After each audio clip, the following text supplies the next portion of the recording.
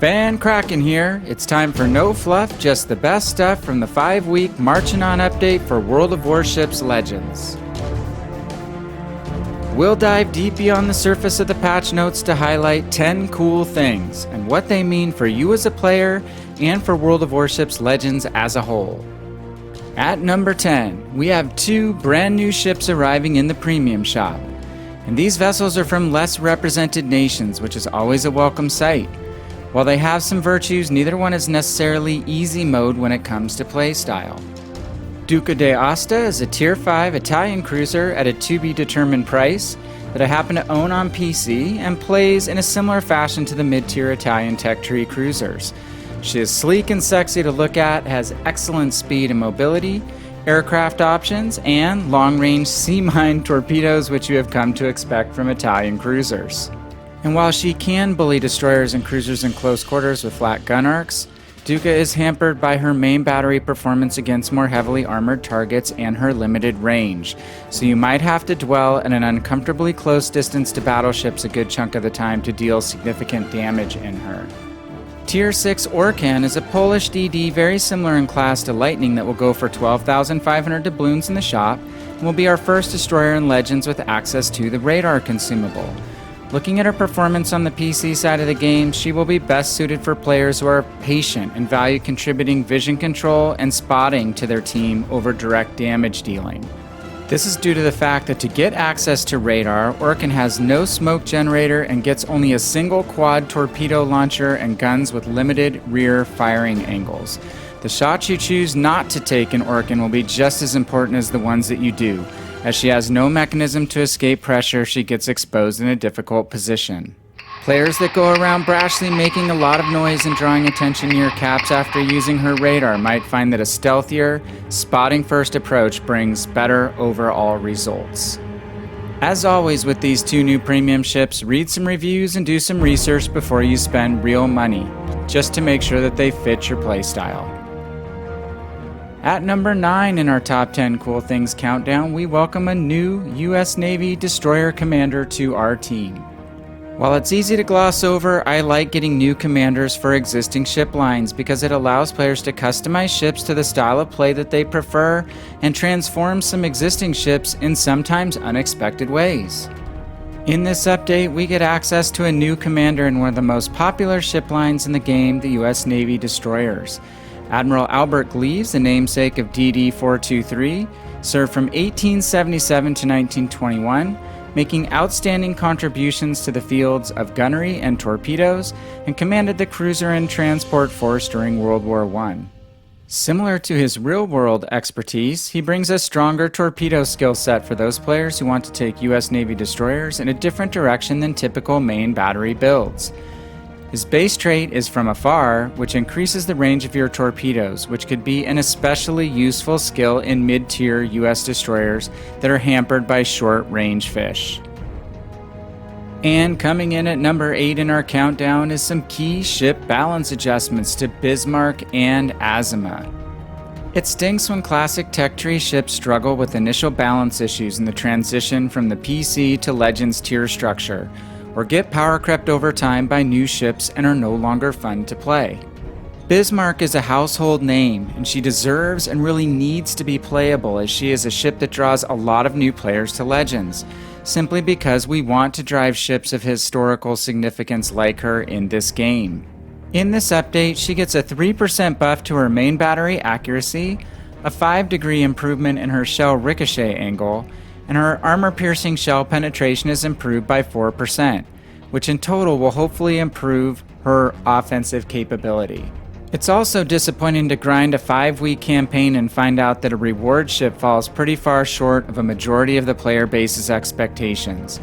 Aside from her playstyle, which is legitimately not a fit for everyone, Azuma has some other apparent performance issues that are being addressed in this update. She gets the same improvement in her main battery accuracy of 3% and 5-degree improvement in her shell ricochet angle that Bismarck receives, and she is also given survivability benefits of an over 3-second reduction in her rudder shift time and a 20% buff to her repair party potency.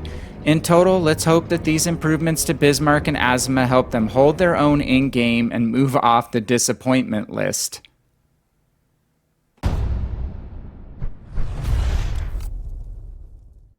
When Kutuzov is just too heavy and a legendary tier HE monster is just a little bit too OP, reach for a Smolensk Light. Ochakov has less guns, less range, less hit points, and it's battleship player approved with reduced HE span. When Ochakov is just right, reach for a Smolensk Light.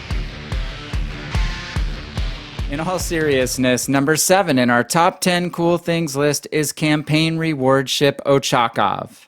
So the 5-week Taken by Storm event might wind up being a very appropriate name to describe the emotions of the player base when it comes to Ochakov, our tier 7 premium cruiser available in this campaign.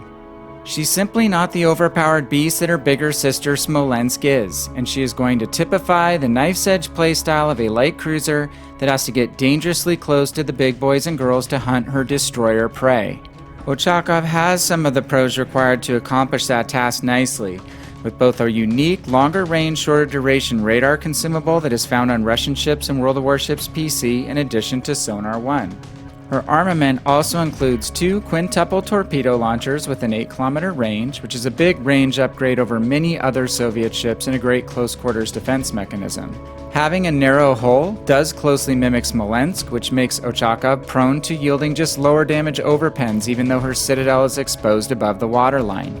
And lastly, her survivability is enhanced by good concealment, ample agility, and higher speed. From a cons perspective, Ochakov is very thin-skinned and has a small hit point pool, so connections with her citadel, more likely when she is angled and allows enemy shell fuses to arm, will be extremely costly. Her DPM, or damage per minute, and ability to set fires is also hampered by the fact that she has only 8 152mm guns. To her credit, however, the laser gun arc she is purported to possess will greatly aid her in connecting main battery hits on those pesky DDs that will come to fear her. In total, Ochakov will have the ability to do really well in skilled hands, especially for players who use her combination of mobility and vision control to aid their team by targeting destroyers, versus sitting back and trying to set fires with a mediocre main battery. And she would rank higher on our cool things list, but I think she will be quite difficult to handle for newer players and be frustrating to play for folks who don't have much time invested in playing cruisers. So think hard before shelling out the full campaign buyout cost of over 27,000 doubloons, unless you simply crave the steal missions on the back end. A shuffle in the Research Bureau makes our top 10 countdown at number 6. 2 legendary tier rental ships from the Big Mamie campaign make a triumphant return, while 2 other projects leave the Bureau at the end of the patch. Conqueror is the feared, fire-breathing Royal Navy battleship that has inspired at least one player I know to change their gamer tag to Conqueror Bro, after dealing over 200,000 damage and setting 25 fires in a single game. And she has an effective armor-piercing round as well. However, there is some balance in the world, as she lacks sturdy side armor and can suffer from devastating broadside incoming salvo damage. Gearing is the endgame US Navy tech tree destroyer, who is renowned for the balance between her main gun and torpedo armament. She has a notable high rate of main battery fire, though her guns become more difficult to use at longer ranges. Gearing also has good concealment and long-lasting smoke for knife fights in and around capture points.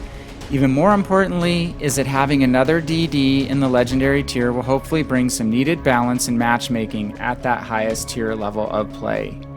There are also 2 projects leaving the Bureau on April 12th. Red, White, and Blue offer standout permacamos for US Navy cruisers and Battleship Iowa, and culminates in a free Tier 5 dreadnought, the Battleship California. This is definitely a research project that you don't want to miss. Legendary Birthday also offers a variety of free items, including containers as well. To keep both campaigns active in your port, just make sure to start and get some progress on them prior to the last day of the patch. And don't forget that having premium time allows you to activate a second project in the Bureau as well. Number 5 on our top 10 cool things list is reserved for changes to map rotation and spawn placement. These points are only listed in the footnotes of the patch write-up, but they are actually very important to player satisfaction, and have been repeatedly discussed as points of annoyance on the Legends Discord ever since the alpha test. First of all, map fatigue caused by frequent repetition is real, especially for folks who play a lot of games. WG has said they will increase map rotation in this patch by giving all maps at a given battle tier an equal chance of loading for a particular match. Second, instant spotting of battleships is really just lazy and lame on any map, especially when it should be so easy to fix by adjusting spawn points. Wargaming has again stated that the map that is the biggest offender in this category, Shards, will be tuned in this update. Legendary ships are also supposed to get some spawn point adjustments as well. Overall, this is welcome and overdue news. Now all we need in the next few patches are some new maps. At least we could get Ocean, right? I will even volunteer to draw that map myself, free of charge. Cool Things number 4 makes a bold prediction that Albemarle, or however you properly pronounce her name, could be the surprise ship of the entire Marchin On update. She will represent the pinnacle of the now fully released British heavy cruiser tech tree line, and she just may be able to both burn down and out-tank her Tier 7 cruiser competition. Albemarle's pros include a potent main battery of 9 203mm rifles, a high alpha strike damage HE shell that is near the top of her tier for cruisers, and a healthy 17% fire chance, 2 quad racks of single launch torpedoes with an impressive 10km range, good enough concealment to have a chance at a tiny stealth torpedo window, and an enhanced British cruiser heel and a radar consumable that will greatly enhance her staying power. On the negative side, Albemarle does have a slow rudder shift, just like other ships in the line, and mediocre main battery range, reload, and armor-piercing rounds. But it doesn't just look like the list of positive outweighs the cons. Statistically, on the PC side of the game, Albemarle scores impressive top 10 positions in win rate, damage, experience points earned, and kill-to-death ratio out of the 27 total cruisers at her tier. Ladies and gentlemen, this is a ship with staying power that I will be working toward and is surely one to watch.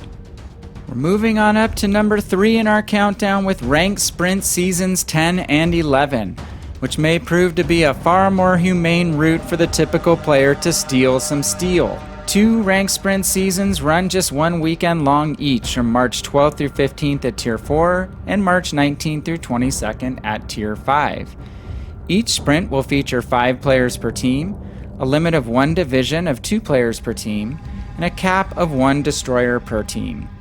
Players who rank out in a given season will be locked out of playing additional ranked matches until a subsequent season begins. From a rewards perspective, each player can win up to 700 steel badges in each season, and other items including containers, commander items, XP, camos, and doubloons. I can honestly say that the ranked sprint is the only style of ranked play that I've enjoyed on PC, and it'll likely get me off the sidelines and into the fray during this update. And even more importantly, this event structure should allow a lot more players to win some steel during the course of the update versus the overly tight-fisted approach of Arena. And number 2 on our list shows that the ships don't stop, as the amazing Belfast is also back in the premium shop. As a cruiser main and proud owner of this ship, let's pretend that I am not completely biased on this one, but I think it's really cool that one particular vessel is back for those who missed her campaign. With Ochakov, we talked about a light cruiser that is especially suited for a destroyer hunting role, while the original article, or OG, or however you want to say it, is Belfast. Let's compare her straight up to Ochakov and see what makes her so fun to play, and to me, simply a stronger ship tier for tier. Belfast has the luxury of sitting 1 tier below Ochakov, but actually has 4 more main battery guns of the same caliber, though based on the PC stats for Ochakov, she might have slightly less range, so a big edge to the British cruiser here. In the special equipment category, both ships have radar and sonar to detect torpedoes and destroyers, and Belfast gets smoke while Ochakov has torpedoes herself. While this is a matter of personal taste, I'd rather have Belfast Smoke to use as an offensive weapon for shelling enemies from cover or to break contact with. It's just a more versatile option, so again, we lean towards Belfast here. From a detection standpoint, it looks like Ochakov will have the advantage based on looking at stats from PC, with a 9.1 kilometer detection distance for a cruiser, which is fantastic. The mobility is pretty similar when considering top speed and rudder shift between the two ships, so that's pretty much a toss-up. When it comes to the final category of armor, both ships have weak schemes, but Belfast does have over 5,000 more hit points in her health pool. If Ochakov is as notorious as Smolensk for not giving up Citadel hits, this category will be pretty even, but we give a slight nod to Belfast looking at the straight numbers. All things considered, it's really not hard to see which ship I would spend my hard-earned doubloons on if it came down to buying Belfast for somewhere between 12,500 and 15,000 doubloons in the shop, or spending nearly twice that to buy out the campaign for Ochakov. Belfast has an advantage in most of the offensive and survival categories we have analyzed, and she does not have to face legendary tier ships at tier 6. Belfast is fun, versatile, and definitely the ship I would buy if accelerating the campaign to get some steel is taken off the table as a consideration. Simply said, just grab her if you can. And for the moment you might have been waiting for, the number 1 spot in our top 10 cool things list is the Taken by Storm campaign itself, as basic Admiralty backing remains an amazing value. Taken by Storm is a typical 5-week run from March 9th to April 12th with a slightly elevated cost in real-world money versus prior events. However, it still makes the top spot in our list because campaigns are an amazing value overall for your doubloons. We used to affectionately call it belt tightening when I worked in big corporate, and in this case, the main change in the economics is that you earn fewer doubloons back when you buy Admiralty backing for the normal 2,500 doubloons. Only 750 this time, which raises the net cost of the campaign by just less than $1 to a little over $6 total US. It's still a really good value for a premium ship at tier 7, but we are noting the increase in the cost here for full transparency. As usual, you get some other valuable rewards from Admiralty backing, including more boosters and camos, more commander leveling items, and almost 2 million more credits, in addition to 7 more winter big crates, and of course the premium tier 7 cruiser Ochakov. And don't forget about the cool bonus tip that you'll be able to use your legendary ships for the first time in the Shakedown Trials portion of Weekly Havoc. And lastly, the other way WG is trying to make more money on campaigns these days is to encourage you to buy the campaign out as soon as possible. In this case for 27,250 doubloons, so you can start earning extra steel from endless pockets or endless trials, whatever you want to call them. But kidding aside, I'm perfectly fine with that since this is not just a game, it is a business, and getting you to spend some doubloons to get a Missouri sooner is a legitimate marketing strategy if that's what you prefer to do. I would just personally go for the steel and ranked and skip the extra cost to buy out the campaign. But on its own, spending 1,750 doubloons to get a value of over 67,000 doubloons of in-game merchandise, including a tier 7 ship, is an impossible thing to pass up for me. So go for the basic Admiralty backing if you can. Well, that's it. We've come to the end of our top 10 cool things list, and it's time for you to let us know what your favorite thing is in the new patch in the comments section below. And don't forget to grab this Wargaming code to get yourself a dozen cool victory camos at the link listed here. Thank you very much for watching this video, and don't forget to join us for a live stream here on YouTube or on Twitch, or to check out our growing library of game tips, guides, and other content here on our YouTube channel.